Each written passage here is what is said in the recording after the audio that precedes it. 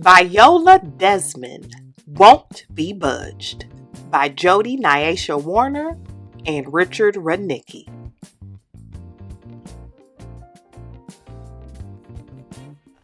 Viola Desmond was one brave woman. Now come on here, listen in close, and I'll tell you why.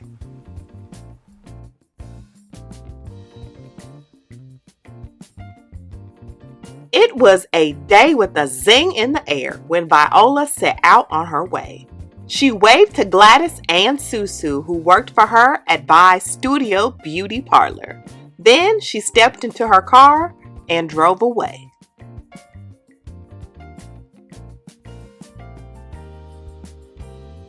Viola drove those winter wet roads with care. She had a meeting to attend 3 towns away. But guess what? She never made it there. First, she heard a rattle, then she heard a clunk, and her car began to shake. Quick, Viola drove into New Glasgow, Nova Scotia, to a garage. The mechanic said it would take some long hours to fix up the car, so Viola made plans to pass time. She walked up the street and down until she came upon the beautiful Roseland Theater. I'll watch a movie, Viola thought, and she stepped up to the window to buy a ticket for the show. Her ticket in hand, Viola found the perfect seat, right down close where she could see real good. But then she felt a tap on her shoulder. She looked up into the face of the usher. "You have a cheap upstairs ticket," she said. "You have to go up to the balcony." "Well," said Viola, "the cashier must have made a mistake. I'll just go on and buy me a main floor ticket then." The usher shook her head. "No, you people have to sit in the upstairs section." Right then, Viola understood crystal clear what she was saying. It was 1946. Back then, the Roseland Theater, like a lot of other places in Canada, was segregated. That meant black people were not allowed to sit, stand, or even be in the same section as white people.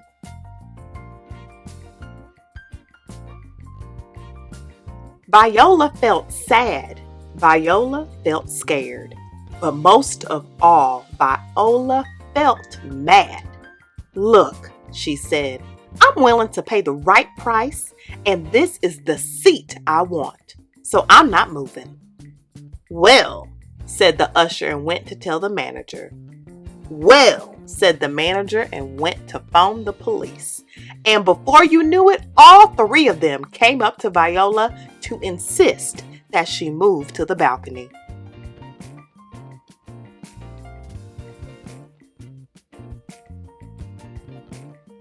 But I told you Viola was brave, didn't I? She wouldn't budge 1 inch because she knew this seating rule wasn't fair to black folks. It was just plain wrong. So the manager and the policeman dragged her out of the theater in a real rough way.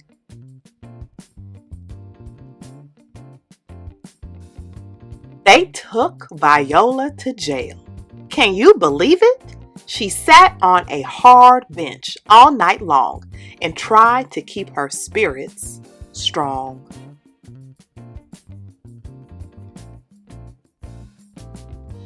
The next morning, Viola was taken before a judge and charged with not paying the proper ticket price.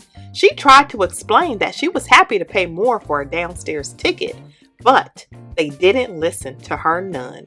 Viola was charged a fine of $20, which was a whole lot of money in those days. Then she was free to go.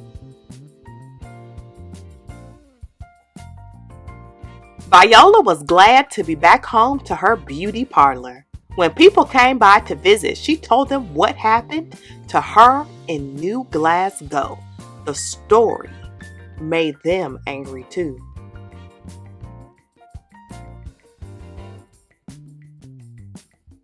So Viola and Black community groups in Nova Scotia decided to appeal her charge. A year later, in 1947, they faced the Nova Scotia Supreme Court.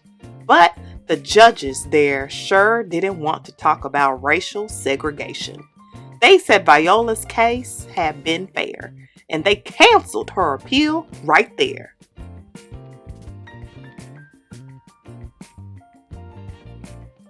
Still, Viola's bravery made a big difference. She inspired all kinds of people to fight against segregation, and by the late 1950s, it was made against the law.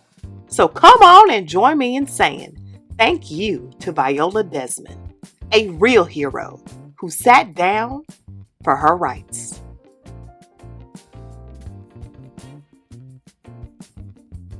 The end.